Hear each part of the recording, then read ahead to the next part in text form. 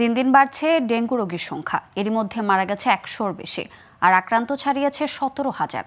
সারা দেশে ডেঙ্গুর প্রাদুর্ভাব ছড়িয়ে পড়লেও রাজধানীতে আক্রান্ত ও মৃতের সংখ্যা সবচেয়ে বেশি। চিকিৎসকরা বলছেন এ রোগ জটিল আকার ধারণ করার আগেই হাসপাতালে চিকিৎসা নেওয়া উচিত। আর ডিএনসিসি হাসপাতালের ভারপ্রাপ্ত পরিচালক জানান, দ্রুত চিকিৎসা দেওয়ার জন্য প্রস্তুত রাখা হয়েছে হাসপাতাল। পরিস্থিতি মোকাবিলায় সব ধরনের প্রস্তুতি আছে বলে জানালেন স্বাস্থ্য সচিব এম এ আকমল হোসেন আজাদ। ইয়ানাফ ইয়াসিনের ক্যামেরায় আরও জানাচ্ছেন আলাউদ্দিন আল আজাদ। প্রতি বছরের মতো এবারও রাজধানী সহ সারা দেশে বেড়েছে এডিস মশা। আর এই মশা নিধনে সিটি কর্পোরেশনের কার্যক্রম জোরদার না হওয়ায় এবারও বাড়ছে ডেঙ্গু রোগীর সংখ্যা।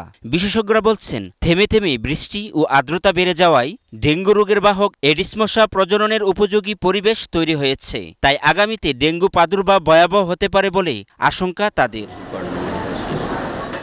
গত সপ্তাহ ধরেই বাড়ছে ডেঙ্গু রোগীর সংখ্যা। তবে অন্য বছরের মতোই এবারও রোগীদের মধ্যে এ রোগের একই রকম উপসর্গ দেখা যাচ্ছে বলে জানান চিকিৎসকরা। গতবারের মতো এবারেও রোগীর ফিচার্স সিমটমস একই রকম, জ্বর, মাথা ব্যথা। আমার কাছে মনে হয়েছে যে এবার বোধহয় পাতলা পায়খানার প্রকোপটা বেশি, বমিও আছে, পাতলা পায়খানাটা একটু বেশি। রোগীরা বলছেন, কেউ 5 দিন জ্বরের পর, কেউ 2-3 দিন পর হাসপাতালে ভর্তি হয়েছেন। চিকিৎসা সেবা নেওয়ার পর এখন অনেকটাই সুস্থ তারা। কালকে অনেক অসুস্থ হয়ে পড়েছিলাম, আমার 5 দিন ধরে জ্বর ছিল। এর জন্য কালকে প্রচুর অসুস্থ হওয়ার পরে তখন আমি তাড়াতাড়ি করে আমাকে এখানে নিয়ে আসছে, এখানে ভর্তি করছে। এখন আলহামদুলিল্লাহ একটু ভালো আছি। 7 তারিখ থেকে ডেঙ্গু ধরা পড়ে, তো 8 তারিখে এখানে ভর্তি হই।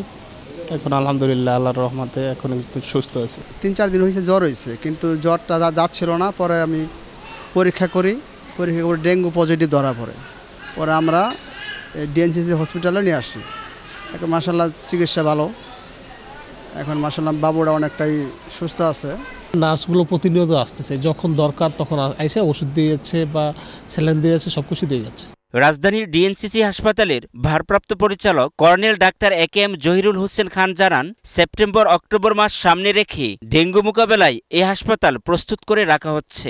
এই সেপ্টেম্বর এবং অক্টোবর মাসে ডেঙ্গুর একটা পিক টাইম আমরা ধরে থাকি, যেটা 2022-এ আমরা লক্ষ্য করেছি। যদিও 2023-এ ডেঙ্গুটা আমাদের জুন থেকে শুরু হয়েছিল। সো আমরা খুব শীঘ্রই আমাদের হাসপাতালের প্রথমে আমরা 500 শয্যা প্রস্তুত করব। এর পরবর্তীতে যদি দরকার হয় আমরা 1000 শয্যা পর্যন্ত এটাকে উন্নীত করব। এদিকে সচিবালয়ে এক ব্রিফিংয়ে স্বাস্থ্য সচিব জানান, ডেঙ্গু প্রাদুর্ভাব বেড়ে গেলেও সব ধরনের প্রস্তুতি রয়েছে সরকারের। পরিসংখ্যানের চেয়ে বড় হচ্ছে আমরা কি চেষ্টা করেছি। আমরা ডেডিকেটেড হাসপাতাল করেছি। ঢাকার অন্তত বেশিরভাগ হাসপাতালে একটা স্পেশাল একটা কর্নার করা হয়েছে, যেখানে আমাদের অবজারভেশন সুপারভিশন বাড়ানো হয়েছে। এমনকি মন্ত্রণালয়ের ফোকাল পয়েন্ট নিয়োগ করা হয়েছে, যাতে আমরা ডেইলি রিপোর্ট পাই। আলাউদ্দিন আল আজাদ, গ্লোবাল টেলিভিশন, ঢাকা।